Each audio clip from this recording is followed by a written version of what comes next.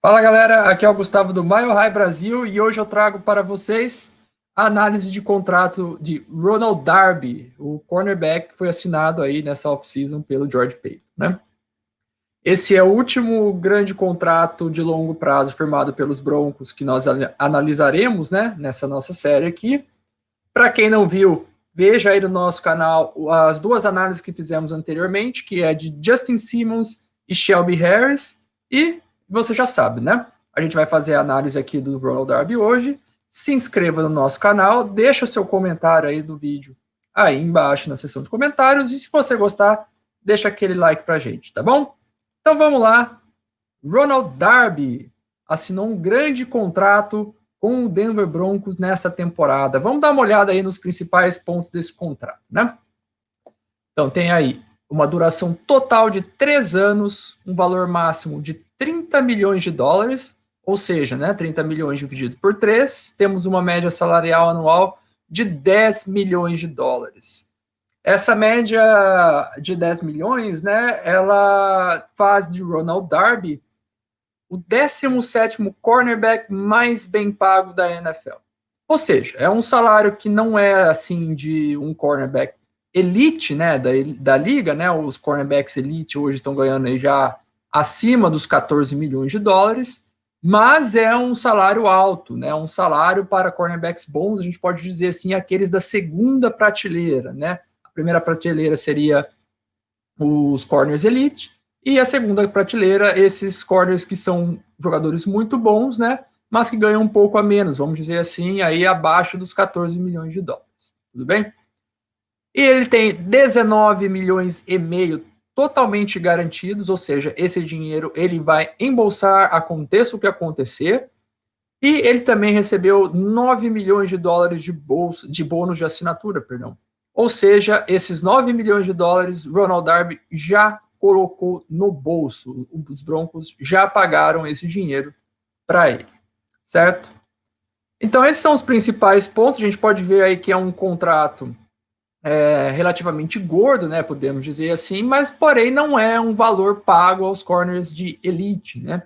E uma coisa interessante é que o Ronald Darby ele tem apenas 27 anos, ou seja, ele vai começar esse contrato com 27 anos e vai terminar ele com 29 anos.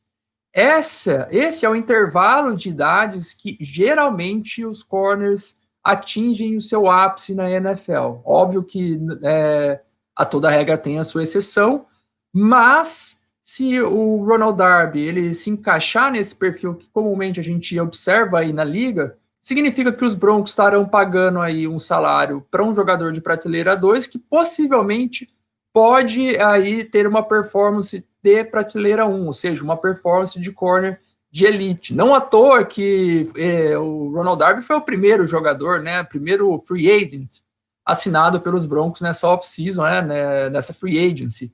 E de acordo tanto com o Vic Fangio quanto o George Paton, ele era o alvo número 1 dos Broncos aí no mercado, né? Então são valores interessantes, né? É um valor alto, mas talvez condizente com aquilo que ele apresentou já em campo, né? Ele sempre jogou bem enquanto esteve em campo. O problema dele foi que ele teve algumas lesões, né? Então esse vai ser o ponto a ser analisado aí durante a passagem dele pelos Broncos. Mas assumindo que ele está na idade em que normalmente os cornerbacks atingem o ápice na NFL, isso pode acabar sendo um contrato bastante vantajoso para os Broncos, que vão pagar um salário, vamos dizer assim, menor do que aquela performance que o Ronald Darby poderia nos entregar. Ok?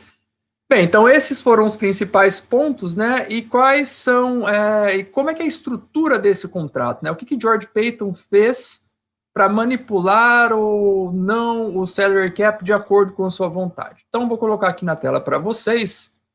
Tá aí a estrutura do contrato. Então aí nós temos 3 anos de contrato, né? 2021, 2022, 2023. E como eu já falei para vocês, né, ele terá 27, 28 e terminará o contrato com 29 anos de idade, né? Já expliquei para vocês diversas vezes, mas não custa repetir O bônus de assinatura dilui, né, ao longo dos anos do contrato, até um máximo de 5 anos, então ele recebeu 9 milhões de dólares dividido por 3 anos, 3 milhões de dólares por ano de cap hit relativo ao bônus de assinatura, né? E aí começa de novo aquilo que nós já vimos algumas vezes aqui, o George Paton, engraçadinho, fazendo manobras com o salário base para reduzir o cap hit no ano de 2021. Então, olha o salário base do Ronald Darby em 2021. Apenas 1 milhão de dólares, certo? E sem bônus de elenco nesse ano. Portanto, com o salário base de 1 milhão de dólares mais o bônus de assinatura de 3 milhões, nós temos um cap hit de 4 milhões de dólares, bem inferior à média salarial anual dele de 10 milhões de dólares, né? E aí um dead cap óbvio de 19,5 milhões de dólares, que corresponde ao total garantido. Então, se ele assinou com esse valor já garantido, se você resolver cortar ele agora por algum motivo que seja que eu não consigo imaginar, ele vai receber esses 19 milhões e meio de dólares e eles contarão como dead cap contra o nosso salary cap. Então, de novo, a mesma coisa que já vimos com Shelby Harris e Justin Simmons, um salário base bem baixo no primeiro ano, reduzindo o cap hit. E aí, nos próximos 2 anos, né, nós temos estruturas exatamente iguais. Então, o salário base, tanto de 2022 como 2023, aí ele sobe consideravelmente para 9 milhões e meio de dólares, né? E tem também um bônus de elenco, ou seja, se o Ronald Darby estiver entre os 53 selecionados finais que representarão o Denver Broncos, né, nos anos de 2022 e 2023, ele recebe aí um extra de $500 mil em cada ano. Então, se eu somar aí 9 milhões e meio de salário base, 3 de bônus de assinatura e 0,5 de bônus de elenco, em cada um desses anos eu vou ter um cap hit de 13 milhões de dólares, ou seja, acima da média salarial anual, e justamente isso é óbvio, é decorrente do primeiro ano que você tem um cap hit mais baixo, né? Então ele está aí basicamente repondo aquilo que não foi pago no primeiro ano. E aí no segundo ano, né, nós temos um dead cap de 15,5 milhões de dólares, ou seja, se apenas 4 milhões foram contabilizados no primeiro ano, ainda teriam 15,5 milhões para serem descontados, né, do cap em caso de corte. Então, esse é o dead cap. Então, vocês observem que seria mais caro cortá-lo do que mantê-lo no elenco, né? Ou seja, ele custaria 2 milhões e meio de dólares a mais se cortado em relação ao que custaria ficando no time, né? No caso, se houver uma troca, né, o time que adquirir o Ronald Darby teria que arcar com os 9 milhões e meio, né, do salário base, né, mais o bônus de elenco. Então aí seria um dead cap só de 5 milhões e meio de dólares para os Broncos, então teríamos 7 milhões e meio de economia. Então uma saída no segundo ano só seria viável em termos de troca, né, em caso de troca, né. Cortar ele é absolutamente inviável no segundo ano de contrato. E aí, em 2023, né, com boa parte já do dinheiro garantido pago, aí sim nós temos um dead cap bem reduzido, né? Apenas 3 milhões de dólares se ele for cortado e não tem diferença caso ele seja trocado. Ou seja, é muito fácil se livrar desse contrato no terceiro ano, né? Então, se decidíssemos trocar ou cortar o Ronald Darby, haveria aí uma economia de 10 milhões de dólares para o nosso salary cap, né? Ou seja, 13 milhões de cap hit menos os 3 milhões de dead cap. Então, aí é dessa conta aí que vem os 10 milhões de dólares. Então, aí esses são os detalhes, né, desse contrato, a estrutura do contrato. E, novamente, a gente enxerga basicamente o mesmo padrão que a gente viu durante toda a off-season, né? Um primeiro ano com cap hit bastante baixo, ou seja, mantendo, né, o cap space disponível, né, para o ano corrente de 2021, por qual motivo nós já falamos, vamos discutir isso aqui num vídeo futuro, né, mas a verdade é que George Paton manteve aí cerca de, acho que temos algo em torno de 32 milhões de dólares em salary cap ainda esse ano, né. Então, ele manteve a capacidade do time em contratar jogadores. Aí, nos próximos 2 anos, né, nos 2 anos seguintes de contrato, nós temos um cap hit mais elevado, em torno de 13 milhões de dólares, que já é algo um pouco mais salgado aí para a saúde financeira do time. Então, como que isso vai impactar no futuro, a gente vai discutir também nesse nosso próximo vídeo.